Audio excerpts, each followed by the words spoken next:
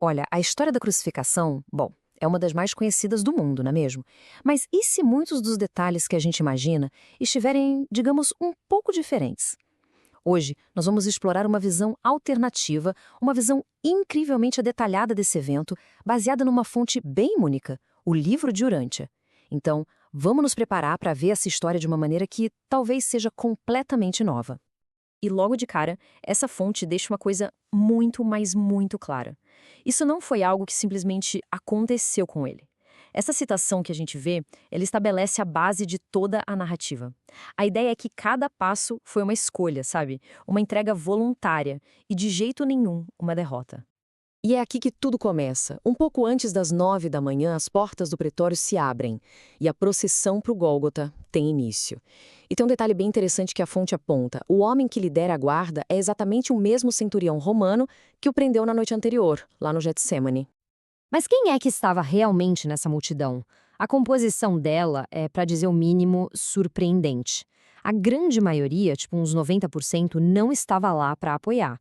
Eram inimigos declarados ou então pessoas que viam a crucificação como um espetáculo público meio sombrio.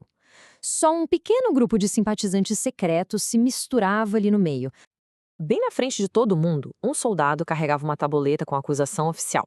E ela foi escrita pelo próprio Pilatos em 3 línguas: latim, grego e aramaico, para ninguém ter dúvida. Só que a frase que ele escolheu, Jesus de Nazaré, rei dos judeus, foi uma provocação direta, claro. E os líderes judaicos, bom, eles protestaram na hora. A resposta de Pilatos foi curta e, olha, implacável. O que escrevi está escrito. A fonte interpreta isso como a forma dele de se vingar. Depois de ter sido pressionado, humilhado por eles, essa era a sua pequena, mas pública vingança. Ele não ia voltar atrás. Então a procissão deixa a cidade e o foco agora muda para o caminho em si. O trajeto até o Gólgota foi brutal e a fonte nos dá detalhes muito específicos sobre o estado em que Jesus se encontrava naquele momento. E aqui, a fonte nos apresenta um detalhe que corrige uma imagem muito comum que a gente tem. Ao contrário do que se vê em tantas representações, os condenados não carregavam a cruz inteira. A prática romana era que eles carregassem só a viga transversal, que era conhecida como patíbulo. A parte vertical, essa já ficava esperando por eles lá no local da execução. A força física dele estava completamente esgotada. Pensa só, ele não comia nem bebia nada há horas, não dormia, tinha passado por vários interrogatórios, espancamentos, e além de tudo isso, a fonte descreve uma angústia mental e espiritual que era avassaladora, uma sensação de completo abandono. E era inevitável. Ele caiu sob o peso da viga. Vendo que ele não ia conseguir continuar, o capitão romano simplesmente pegou um estranho da multidão, um viajante chamado Simão de Cirene, e o forçou a carregar a madeira. O mais incrível é que, segundo esse relato, esse ato forçado transformou a vida de Simão. Ele e os filhos dele se tornaram seguidores devotos depois disso. E mesmo naquela condição, a preocupação dele ainda era com os outros. Quando um grupo de mulheres de Jerusalém se aproximou chorando por ele, ele se virou e disse para elas não chorarem por ele, mas por si mesmas e pelo futuro sombrio que ele via para a cidade delas. Finalmente, a procissão chega ao Gólgota, o tal lugar da caveira. E agora, a narrativa se volta para os detalhes brutais, metódicos do ato final, o de ser pregado na madeira. Os eventos se desenrolaram com uma velocidade que é até assustadora. Eles chegam no Gólgota às 9 da manhã.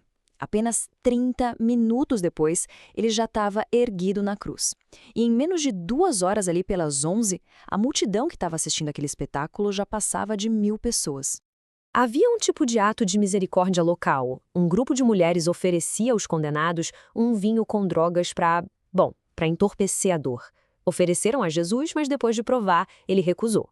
A fonte faz questão de enfatizar que ele tomou a decisão consciente de enfrentar tudo aquilo com a mente clara, sem nada para diminuir a sua experiência humana. E então, no exato momento em que os pregos eram cravados, ele pronuncia talvez as palavras mais desafiadoras de todas: Pai, perdoa-lhes, pois não sabem o que fazem. O relato destaca que isso não foi um pedido de desespero, de jeito nenhum, mas a expressão máxima do propósito de toda a sua vida, a revelação do perdão. Como era o costume, os 4 soldados responsáveis pela execução dividiram os pertences dele, as sandálias, o cinto, o turbante. Cada um pegou uma parte. Mas aí, eles chegaram na túnica. Por ser uma peça única, sem costuras, eles decidiram não rasgar. Em vez disso, lançaram dados para ver quem ia ficar com ela. Uma vez na cruz, o horror físico dá lugar a um drama psicológico. O foco agora se volta para as conversas, as últimas palavras trocadas ali, principalmente o diálogo notável entre Jesus e os 2 criminosos que foram crucificados ao seu lado. A zombaria vinha de todos os lados, sabe? E ecoando as provocações da multidão, um dos criminosos ao seu lado também começou a insultá-lo, desafiando-o a salvar a si mesmo e a eles. Mas o outro criminoso teve uma reação totalmente diferente. O texto diz que ele já tinha ouvido Jesus ensinar antes. E naquele momento, ele se vira e repreende o primeiro, dizendo algo como: "A gente merece isso, mas este homem é inocente." E então, num ato de fé pura e desesperada, ele se volta para Jesus e faz um pedido simples, mas muito, muito profundo. "Senhor, lembra-te de mim quando chegares no teu reino." A resposta de Jesus, segundo a fonte, foi imediata e cheia de certeza. Mesmo no meio da sua própria agonia, ele oferece a esse homem uma promessa de paraíso. É um momento de graça que parece inacreditável no meio de tanta brutalidade. E então, a gente entra na hora final. O próprio ambiente começa a mudar de forma drástica, como se a natureza estivesse preparando o palco para o desfecho de tudo. A resposta da natureza foi violenta. Pouco depois do meio-dia, o céu ficou escuro. A fonte afirma que não foi um eclipse, mas uma tempestade de areia muito forte, vinda do deserto, que simplesmente engoliu o Gólgota, cegando todo mundo e forçando a maior parte da multidão a fugir em pânico. E o resultado disso foi impressionante. Daquela multidão de mais de 1.000 curiosos, menos de 30 pessoas ficaram para o final. A cena se transformou num momento de profunda solidão, testemunhada apenas pelos soldados romanos e por um pequeno e leal grupo de seguidores, a maioria deles mulheres. No fim, as palavras finais dele na cruz giraram em torno de 3 atos poderosos: oferecer perdão aos seus inimigos, garantir o paraíso a um pecador arrependido e, por último, entregar voluntariamente o seu espírito. Pouco antes das 3 da tarde, com a tempestade ainda ao redor, ele reúne suas últimas forças para um grito final. "Está consumado. Pai, nas tuas mãos entrego o meu espírito." E com isso, ele inclina a cabeça. A fonte é bem clara aqui. Ele não foi derrotado pela morte. Ele a aceitou. E o selo final dessa história vem da testemunha mais improvável de todas: o centurião romano. O homem encarregado de garantir que a execução fosse cumprida. Ao ver a maneira como ele morreu, ele bate no peito e diz: verdadeiramente este era um filho de Deus. Segundo o relato, a vida daquele soldado mudou para sempre naquele instante. E assim termina este relato. Independentemente das crenças de cada um, histórias como essa, elas ecoam através dos séculos. O que nos leva a uma pergunta final: o que existe numa história sobre sofrimento e propósito que a torna tão poderosa e tão duradoura?